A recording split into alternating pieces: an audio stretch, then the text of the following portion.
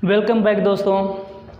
आज का टॉपिक है कहाँ पे ए और कहाँ पे एन का प्रयोग करते हैं।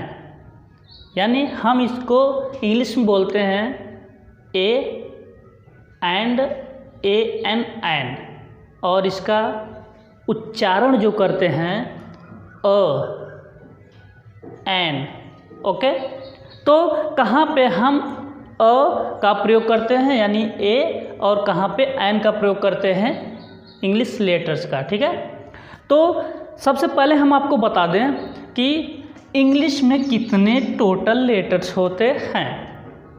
आपको पता है? कमेंट में जल्दी से करिए। चलिए, तो कमेंट में जल्दी से करिए, मैं लिखने जा रहा हूँ। टोटल जो होते हैं इंग्लिश में जो लेटर्स होते हैं कितने होते हैं? 26।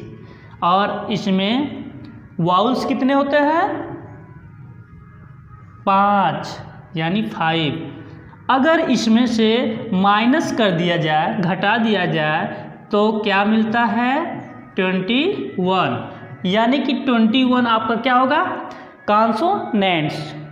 ठीक है, इंग्लिश लेटर्स टोटल जो होते हैं 26 होते हैं, और 5 जो होते हैं ये वाउल्स होते हैं, और 21 जो कॉन्सोनेंट्स होते हैं। ओके, इतना तो सबको पता होना चाहिए। ठीक है, अगर जिसको पता नहीं है वो याद कर ले।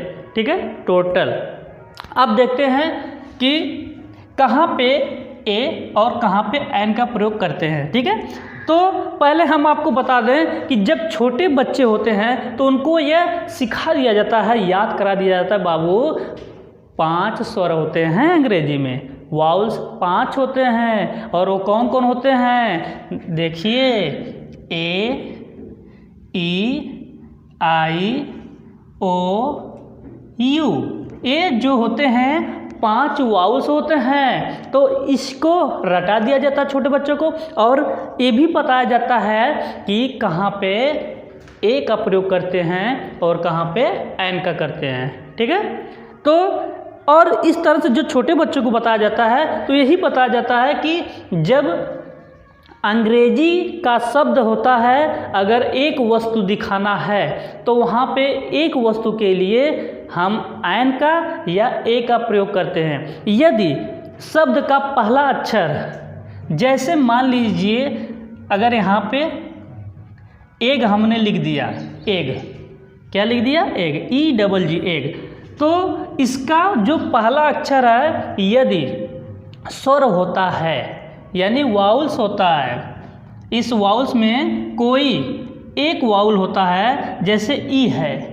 ठीक है, तो हम एक अंडे के लिए इसको बोलेंगे, अगर अंडा है ये कितना है, अगर हमें क्या यहाँ बताना है, एक को दिखाना है, एक वस्तु दिखाना है। यानी हम कहें कि अगर एक अंडा है तो हम एक के लिए यहाँ पे क्या लिखेंगे, तो यही छोटे बच्चों को बताया जाता है। यदि शब्द का पहला अक्षर अगर वाउल होता है तो एक वस्तु के लिए हम एन का प्रयोग करते हैं, तो यहाँ पे हम एन कर लेते हैं। अगर शब्द जैसे बैट है, बैट मीन्स बल्ला, तो हमें एक बल्ला दिखाना है यहाँ पे, क्योंकि हमें एक का प्रयोग करना है ना, ए का प्रयोग करना है, तो और एन का प्रयोग करना है। तो यहाँ पे देखिए, अगर हमें दिखाना कि एक बल्ला है, तो अगर शब्द का पहला अक्षर व्यंजन होता है यानी कॉन्सोनेंट होता है, तो वहाँ पे एक के लिए हम, एक बल्ले के लिए हम ए का प्रयोग करते हैं। ये तो कन्फर्म हो गया आपका। ठीक है, लेकिन यह हर जगह लागू नहीं होता है, हर जगह लागू नहीं होता है। ये अब जैसे ही बड़े होते हैं, थोड़ा से जानकारी हो जाती है, तो आपको सीधा यही बताया जाता है कि जो शब्द स्वर साउंड से उत्पन्न होते हैं या बोले जाते हैं, वहाँ एक वस्तु के लिए एन का प्रयोग करते हैं। जब शब्द कॉन्सोनेंट यानी व्यंजन साउंड से बोले जाते हैं या उत्पन्न होते हैं, तो एक वस्तु के लिए ए का प्रयोग करते हैं। यही असली चीज़ है। लेकिन अगर इस तरह से हम अगर जानते हैं कि यदि किसी वस्तु को हमें दर्शाना है एक है, तो अगर इंग्लिश का वर्ड जो होता है पहला अक्षर जो लेटर होता है अगर व्यंजन है यानी व्यंजन है तो वहाँ पे ए का प्रयोग करते हैं, लेकिन स्वर है तो हम एन का प्रयोग करते हैं। तो इस तरह से अगर आप पढ़ते हैं तो गलत हो जाएगा 100%, ठीक है। तो गलती कर बैठते हैं, तो इसलिए यहाँ पे गलती नहीं करना है। तो यही है फार्मूला, जो शब्द स्वर साउंड से यानी वाउल साउंड से उत्पन्न होते हैं वहाँ पे एक वस्तु के लिए एन, अगर जो शब्द कॉन्सोनेंट साउंड यानी व्यंजन साउंड से उत्पन्न होते हैं वहाँ पे एक वस्तु के लिए ए का प्रयोग करते हैं। चलिए देखिए कुछ एग्जाम्पल्स हम आपको दिखा देते हैं। 4 हैं आपके सामने, तो यहाँ पे अब आप बताएंगे कहाँ पे क्या लगता है, कहाँ पे हम ए लगाएंगे, कहाँ पे एन लगाएंगे। तो बताइए, पहला बताइए, जल्दी से बताइए क्या लगेगा इसमें। हाँ, तो हमने क्या बताया कि जो शब्द वाउल साउंड से उत्पन्न होता है तो वहाँ पे एक के लिए एन, जहाँ पे कॉन्सोनेंट साउंड से उत्पन्न होता है शब्द वहाँ पे एक के लिए ए का प्रयोग करते हैं। तो यहाँ पे उत्पन्न क्या हो रहा है, कभी कभी ऐसा होता है, बहुत ऐसे वर्ड होते हैं जिसमें लेटर होते हैं साउंड जो उत्पन्न करते हैं तो साइलेंट कर दिए जाते हैं। तो इसमें देखिए यही है, तो पहला अक्षर जैसे है हम लिखा है HOUR, अगर देखा जाए तो हावर पढ़ेंगे लेकिन गलत हो जाएगा। तो हम इसको उच्चारण जो है आवर ए हो जाएगा, आवर, यानी ये जो यच होता है आपका साइलेंट हो जाता है, ठीक है। तो आवर जब ये भी देखिए, तो हिंदी में जब आ आया यानी कि अ से ज्ञ तक हम पढ़ते हैं हिंदी अक्षर, तो उसमें स्वर भी होते हैं अ से अ तक और व्यंजन क से ज्ञ तक, इस तरह से पढ़ते हैं हम लोग हिंदी में। तो वही चीज़ है, तो ये आ जो है उच्चारण में भी स्वर आया है, इसलिए हम यहाँ पे एन का प्रयोग करेंगे।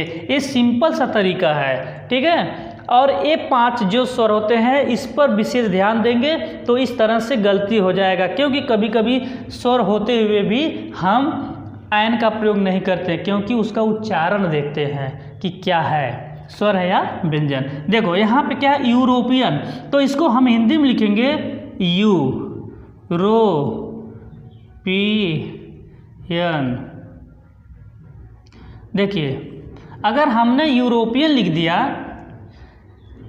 तो यहाँ पे पहला अक्षर क्या है, यू है, यानी यह है, यानी व्यंजन है हिंदी में, यानी उच्चारण जो किए हैं। तो यहाँ पे इसलिए एक के लिए हम ए लगाएंगे न कि एन लगाएंगे। ओके, समझ में आ गया ना।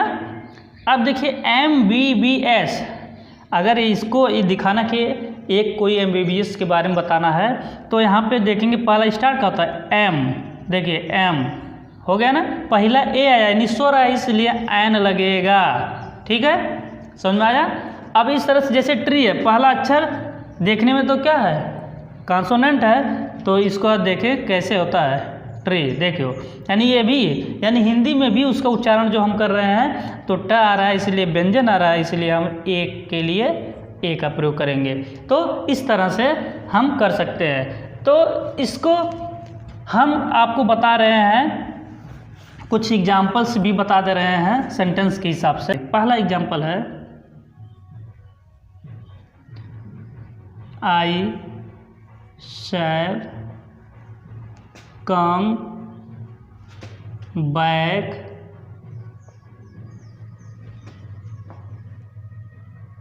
इन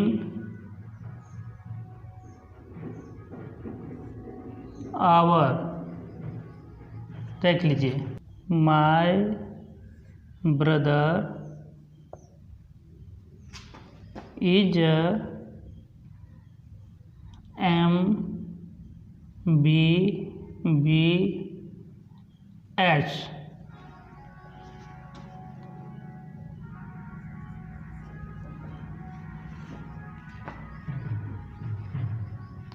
You are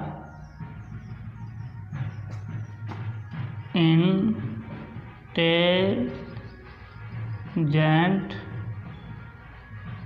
बॉय। देखिए इस तरह से है। तो इसमें हम क्या कहाँ पे क्या भरेंगे, तो देखिए आई शैल कम बैक इन, यहाँ पे हमने क्या बताया था, जब आवर पढ़ेंगे, आवर, यहाँ पे आवर, आवर जब पढ़ेंगे तो इसका मतलब क्या है, ये स्वर है हिंदी का, इसलिए एन यहाँ में डालेंगे। एम आया, एम पहले स्टार्ट हो रहा है स्वर से, इसलिए एन डालेंगे। इंटेलिजेंट बॉय, यानी इंटेलिजेंट है, आई से स्टार्ट होता है, यानी इन, तो यहाँ पे हम क्या लिखेंगे, एन। तो इस प्रकार से तो हम कर सकते हैं। एक और एग्जांपल बता देते हैं, आई एम गुड बॉय। देखिए तो इसमें क्या है, गुड, यहाँ पे अगर स्टार्टिंग में ब्रैकेट है तो गुड लिखेंगे, तो पहला क्या है, कॉन्सोनेंट है, इसलिए हम क्या लिखेंगे, A. I am a good boy, I am a good boy. तो सो गाइस, इस प्रकार से हम ए और एन का प्रयोग बहुत आसानी से कर सकते हैं, कोई प्रॉब्लम नहीं होने वाला है। सो गाइस, तो हमारी वीडियो कैसी लगी तो अधिक से अधिक शेयर करिए, और जो हमारे चैनल पर नए लोग हैं कृपया आप उनसे निवेदन करता हूं सब्सक्राइब कर लीजिए, अधिक से अधिक शेयर करिए, घंटी को बजा के ऑन कर लीजिए। जय हिंद।